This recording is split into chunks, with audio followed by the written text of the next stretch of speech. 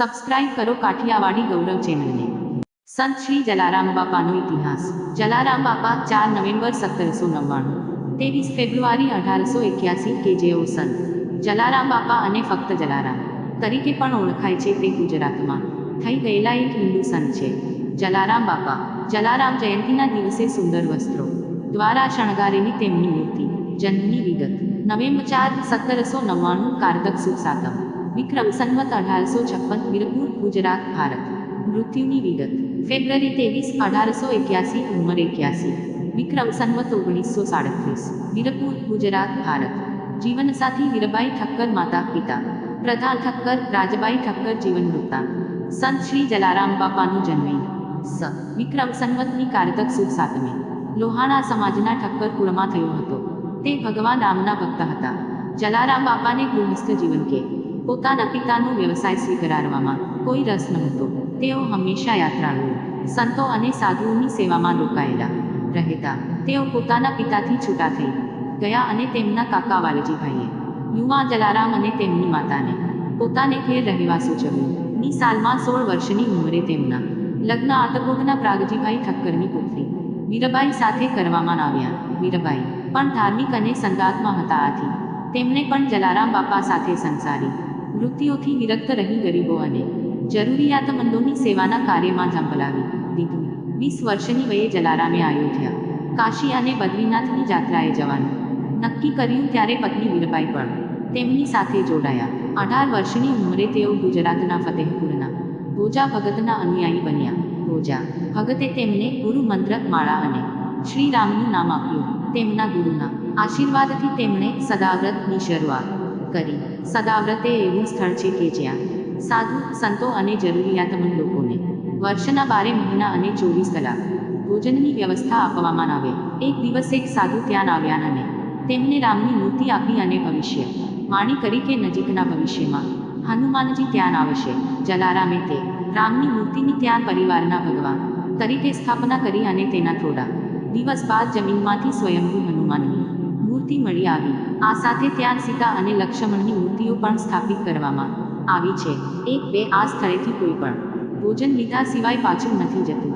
આ બધું કાર્ય જલારામે શરૂઆતના વર્ષોમાં પોતાની પત્ની વીરબાઈ માના સહયોગથી અને પછી એકલે હાથે સંભાળ્યું। બાદના વર્ષોમાં ગામવાળાઓએ પણ આ સેવાના કાર્યમાં સંત જલારામને સહયોગ આપ્યો। એમ માનવામાં આવે છે કે તેમની પાસે રહેલા ચમત્કારી અક્ષયપાત્રને કારણે અન્નની કદી ખોટ થતી નહીં।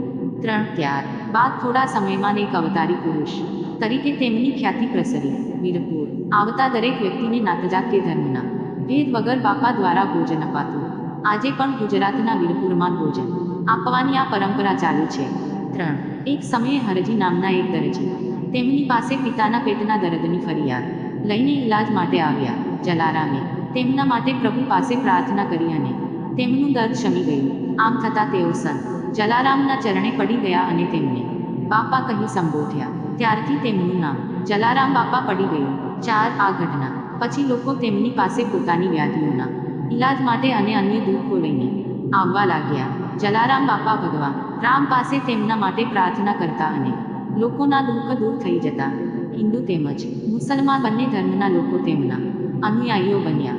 માં જમાલ નામના એક મુસલમાન વ્યાપારીનો પુત્ર બીમાર પડ્યો। ડાક્ટરો, હકીમોએ તેના સાજા થવાની આશા મૂકી દીધી હતી। તે સમયે હરજીએ જમાલને પોતાને મળેલા પરચાની વાત કરી। તે સમયે જમાલે પ્રાર્થના કરી કે જો તેમનો પુત્ર સાજો થઈ જશે તો તેઓ જલારામ બાપાના સદાવ્રતમાં 40 મણ અનાજ દાન કરશે। તેમનો પુત્ર સાજો થતાં જમાલ ગાડું ભરીને અનાજ લઈને જલારામ બાપાને મળવા ગયા અને કહ્યું, જલાસો અલ્લાહ। 5-6 એક સમયે સ્વયં ભગવાન એક વૃદ્ધ સંતનું રૂપ લઈને આવ્યા અને કહ્યું કે તેમની સેવા માટે જલારામે પોતાની પત્ની વીરબાઈ માં તેમને દાન કરી દેવી। જલારામે વીરબાઈ સાથે મસલત કરી અને તેમની રજા મળતા તેમણે વીરબાઈને સંતની સેવા માટે મોકલી આપ્યા। પણ અમુક અંતર ચાલીને જંગલમાં પહોંચતા સંતે વીરબાઈ માને ત્યાં થોડીને રાહ જોવાનું કહ્યું। તેણીએ ત્યાં રાહ જોઈ પણ તે સંત પાછા ન આવ્યા। તેથી ઉલટું આકાશવાણી થઈ કે આ તો માત્ર દંપતીની મહેમાનગતિ ચકાસવાની પરીક્ષા હતી। તે સંત ગયા તે પહેલા તેઓ વીરબાઈ માં પાસે એક દંડો અને જોડી મૂકતા ગયા હતા।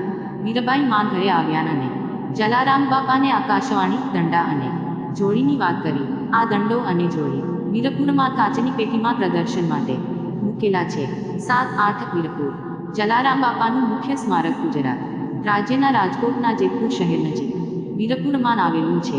આ સ્મારક તે જ ઘર છે જ્યાં જલારામ બાપા તેમના જીવનકાળ દરમિયાન રહેતા હતા. તેને તેના મૂળ સ્વરૂપે સાચવવામાં આવ્યું છે. આ સ્મારકમાં જલારામ બાપા દ્વારા વાપરવામાં આવેલી વસ્તુઓ અને તેમના દ્વારા પૂજાતી રામ, સીતા, લક્ષ્મણ અને હનુમાનની મૂર્તિઓ મૂકવામાં આવી છે. અહીં સ્વયં પ્રભુ દ્વારા અપાયેલી જોડી અને દંડો પણ જોઈ શકાય છે. 7 પણ અહીંનું મુખ્ય આકર્ષણ છે જલારામ બાપાનો ફોટોગ્રાફ, જે જલારામ બાપાના જીવતા લેવાયેલો એકમાત્ર ફોટો છે, જે જલારામ બાપાના મૃત્યુના 1 વર્ષ પહેલા બ્રિટિશ ફોટોગ્રાફર દ્વારા લેવાયેલો છે. અહીં ભક્તોએ ભૂતકાળમાં એટલું બધું દાન આપ્યું છે કે 9 ફેબ્રુઆરી 2000 પછી અહીં ભક્તો પાસેથી દાન લેવામાં આવતું નથી. આ ભારતનું એકમાત્ર એવું દેવસ્થાન છે કે જે કોઈ પણ જાતનું દાન લેતું નથી. 3 પરચા આજના જમાનામાં પણ લોકો એમ માને છે કે જો ખરા હૃદયથી જલારામ બાપાને પ્રાર્થના કરવામાં આવે તો તેઓ લોકોની મનોકામના પૂર્ણ કરે છે. આ મનોકામના પૂર્તિને પરચા કહેવાય છે. લોકો એવી પ્રાર્થના કરે છે કે જો તેમની મનોકામના પૂર્ણ થઈ તો તેઓ ગુરુવારે ઉપવાસ કરશે અથવા જલારામ બાપાના મંદિરે જશે. 5, 9, 10 અથવા તેમને મળેલા પરચાને રાજકોટથી પ્રસિદ્ધ થતા સામાયિક જલારામ જ્યોતમાં છપાવશે. આવા અગણિત પરચા લોકોને થયા છે. તેથી જલારામ બાપાની ખ્યાતિ વિશ્વભરમાં પ્રસરી અને તેમના મંદિર દરેક સ્થળે જોવા મળે છે. આવા પરચાઓને તે સામાયિકમાં ભક્તના નામ અને સરનામા સાથે વિના મૂલ્યે છપાવાય છે. 11 આજે જલારામ બાપાની ભક્તિ કરનારો એક બહોળો વર્ગ છે. 12 જલારામ જયંતિ જલારામ બાપાનો જન્મદિવસ કે જન્મ જયંતિ કારતક સુદ 7ના દિવસે ઉજવવામાં આવે છે. દિવાળી પછી 7મના દિવસે આ તહેવાર આવે છે. આ દિવસે જલારામના ભક્તો કે ભક્ત સમૂહ પ્રસાદ સ્વરૂપે લોકોને ભોજન ખવડાવે છે. આ દિવસે વીરપુરમાં મોટો મેળો ભરાય છે. આ દિવસે અહીં જલારામ બાપાના દર્શન માટે ખીચડી અને બુંદી ગાંઠિયાનો પ્રસાદ લેવા ભક્તોનો ધસારો થાય છે. 1, 2, 13 આ દિવસે સમગ્ર ભારતમાં ફેલાયેલા સર્વ જલારામ મંદિરમાં ઉત્સવ ઉજવાય છે. 14 જલારામ મંદિરો જલારામ મંદિરમાં પ્રાય જલારામ બાપાની પ્રતિમા હોય છે. આ પ્રતિમા હસમુખી, સફેદ પાઘડી, કુર્તો અને ધોતિયું પહેરેલી અને હાથમાં દંડો ધરેલી હોય છે. 15 તે સાથે તેમના પૂજનીય એવા રામ, લક્ષ્મણ, સીતા અને હનુમાનની મૂર્તિઓ પણ હોય છે.